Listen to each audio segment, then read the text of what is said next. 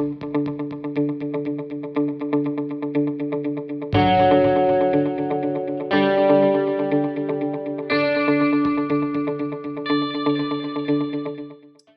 I'm Dr. Shamik Katecha from the Katecha GPS Club on part 2 of our Marketing Shorts series. I'm joined again by Natalia Decius from Vitamin D Marketing and Design. Hi again, how are you? I'm doing well, how are you? Good. So our second topic, last time we talked about SEO marketing, and there was a lot about, SEO marketing is what gets people to your sites. So now we're going to talk about websites. So I have a website. I have multiple websites. I have two different clinics. I'm going to ask you questions, and all the information you give us, we're good with that. So first one I'm going to say, how important are they today, and has their importance changed? Because you can have, websites have been around now long enough that there's certain, like my children they can't understand there was no internet. So they look at me like I'm telling them we didn't have Wi-Fi, and they're like, well, how'd you watch Netflix? I'm like, we didn't have Netflix when I was a kid. So let's talk about how important are they today, and how have they changed? They've changed a lot, and they're extremely important. I think beyond your brand, website is the second most important thing that you can do for your practice or for any business. If you want to be taken seriously, you have to have a good online presence. Nobody picks up phone book anymore. Even if they're doing a Google search and you're coming up somewhere on a Google map, there needs to be an extension to your website. If not, you're missing out on connecting with a lot of potential business. So I have some questions, and some of them we kind of touched on in our previous video, but I'm going to dive into these a little more in detail. So we talked about the way your websites are. If you have a website today, and do I automatically have a mobile website? Which means, so just for those, some who know, some who don't, you can see your websites on a computer. That is your website. But if someone goes to their phone and looks up your website, it would be considered a mobile website. So if I have one that, if I type in www. whatever on my computer, do I automatically have a mobile version, or is that something that you have to create yourself or ask someone to create it? So if you have a website, period, whether it's programmed up to today's current industry standards and whether or not it's fully responsible and mobile ready, as long as you have a website, your website will appear on the phone. You'll be able to access it. However, if it's not coded to current industry standards and if it's not fully mobile ready or responsive, it's not going to have the same experience on the phone versus a desktop version. Perhaps some formatting issues might appear. Maybe you might not be able to, certain things won't be as dynamic on the phone as they are on the desktop version. Generally speaking, the reason why websites are fully responsive and where you can access them on your phone is because you want to make it as easy as possible for people to access your information and being able to contact you. So something as simple as me being able to click on the phone number in your header and actually being able to dial it right away. Mm-hmm. If I click an email, it opens up my email browser right away. Like, those are some things that make user experience a better one if they're done to current industry standards. So my question is, if I have a website that hasn't been updated in a while, will my website look will be very different on a mobile phone? Like, if someone pulls up their cell phone and decides to try to look up a website that's old, you get those little boxes where image doesn't display, correct? Yep. Yeah. And there's a lot of things too, is like, for instance, the way websites were programmed even 5 years ago is almost irrelevant now. Like, there's a lot of functions that were done a number of years ago that don't appear properly nowadays. So it's, in general terms, and that is for any business in any industry, the industry standard is that about every 2 years, you should look at updating your site. That doesn't typically mean that you scratch it and you start from scratch. doesn't have to be the case, but perhaps you just need to look at, a lot changes in 2 years, whether it's, best practices, certain functions, certain design elements.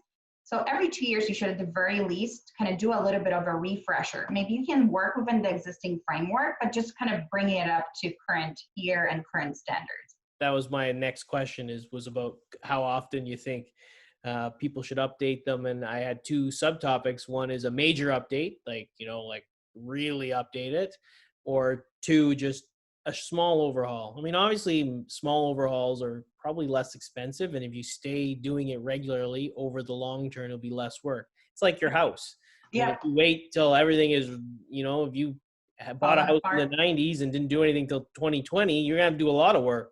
But if you updated it in 2010 and now you're doing it in 2020, it's probably not as bad. So, I mean, I agree. I think that's probably the right way to do it, is you should consider regular maintenance, which to me makes it even more important that you have somebody else doing it. I mean, I'm a dentist. I don't have time to maintain my website, especially major overhauls. Plus, I don't have any clue how to do it.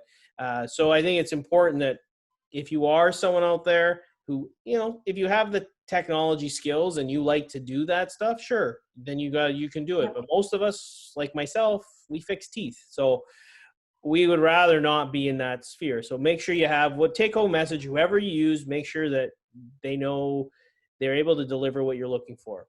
So I'm going to transfer two other things about websites that I want to talk about. One is domain names. Okay.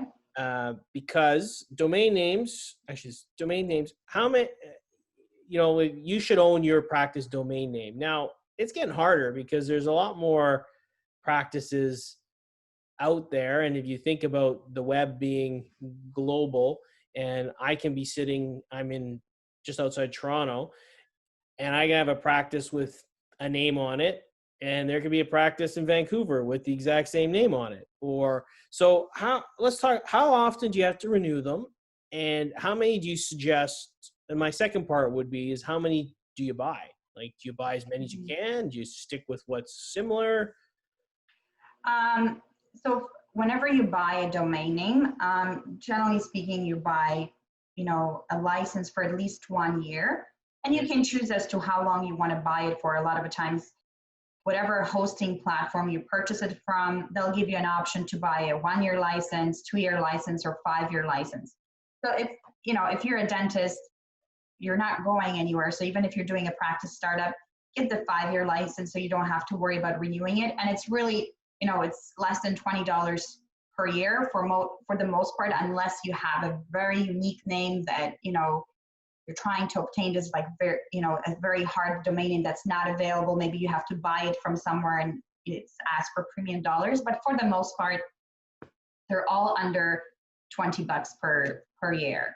And that's small potatoes compared to all the other stuff we buy. So yes. And if whatever your practice name is, so first you want to make sure that you find a domain name as close as possible to your practice name, because a lot of the times people they practice under one name, but then they purchase a domain name that has really almost like no connection to their practice name. So you should keep it as close to your practice name as possible. So like, for instance, for myself, the name of my business is Vitamin D Marketing and Design. It's a lengthy business name, but my website is vitamindmarketing.com, because I want to make it as close to my business name as possible. If both the .com and .ca are available, secure them both. You don't want to find yourself in a position where somebody else is operating under the same name, just if there's a .ca or .com, difference. So if you have an option, get them both.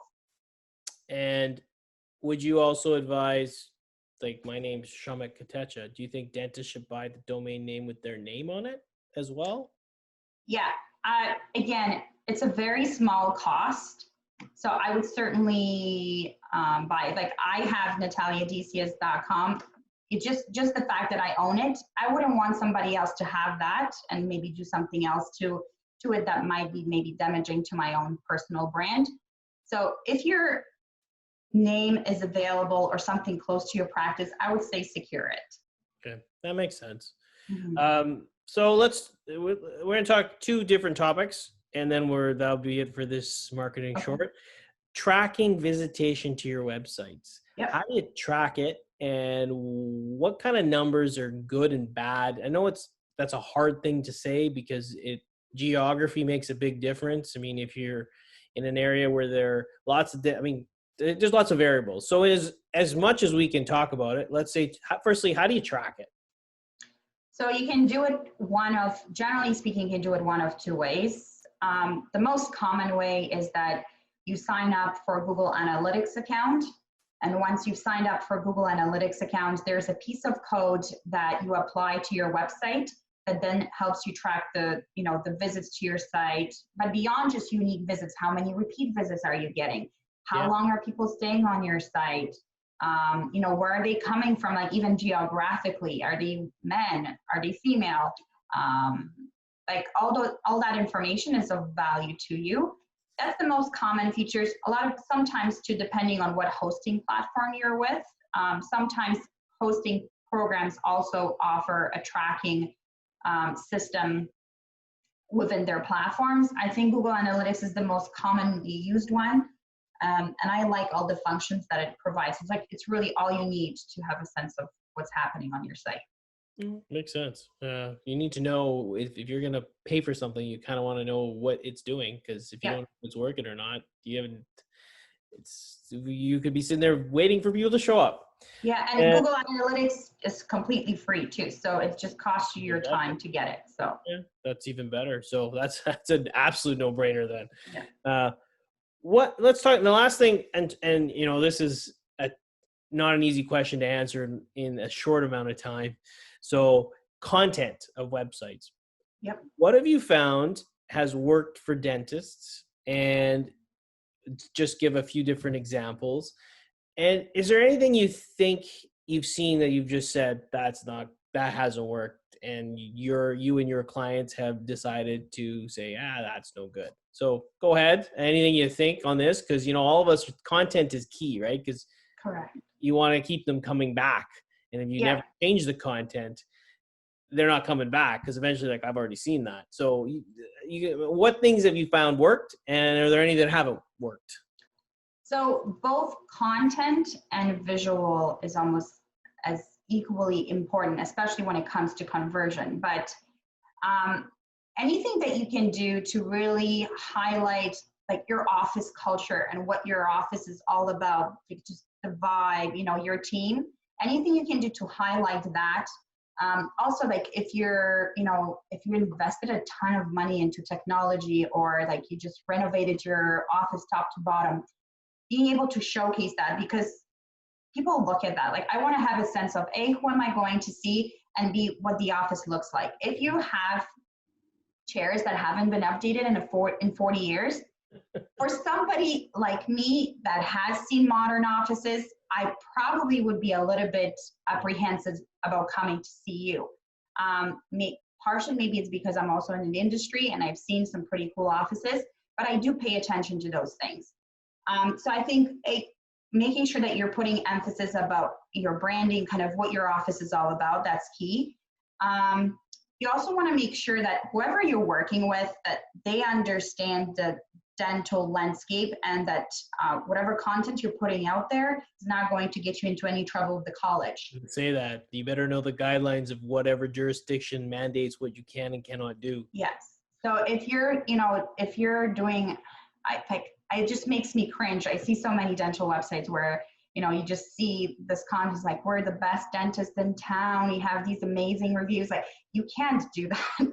If you can, if somebody actually doesn't like you very much, and a dentist decides to call our CSO or any, college in another province, you can get yourself into trouble. So making sure that it's, obeys by your guidelines within the province that you're in.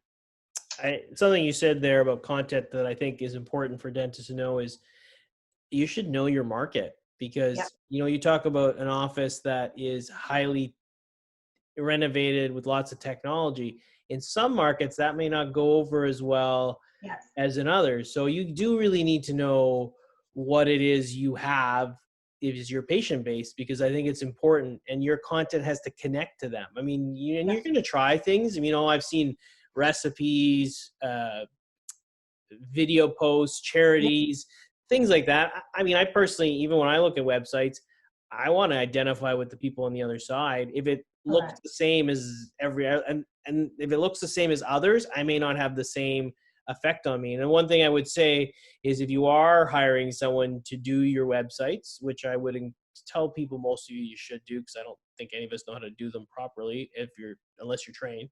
But if you are Mhm. hiring someone to manage and create your website, make sure you look at more than one sample that they've made, because if all their websites look the same, then I think that you're not going to get what you're looking for. Because if someone looks up, especially if those people are in your vicinity, because then Yes. someone's going to see very similar content, and you won't be able to differentiate yourself on why me as patient or consumer X what should come into your practice. And I think Yep. that's important. So Absolutely. I don't have anything other questions about websites. Do you have anything else you want to talk about? Because Just a one last thing about content is that beyond, the focus on branding and kind of branding positioning and making it, making sure that you obey the advertising guidelines.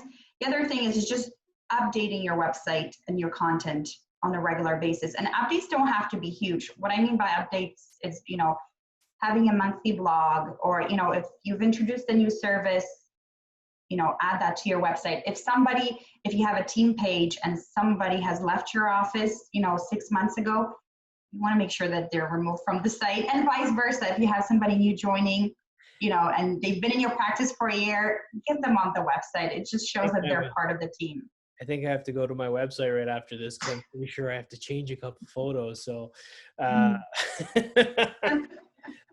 that's it for websites in this marketing short. We're going to dive into a couple other ones coming soon. So thank you very much. And if you need some information, or you want to contact anyone, want to contact Natalia, her information will be there at the end. If not, talk to your own advisor. Marketing is all about communication. And so the more you can do it, the better you can be. Thank you.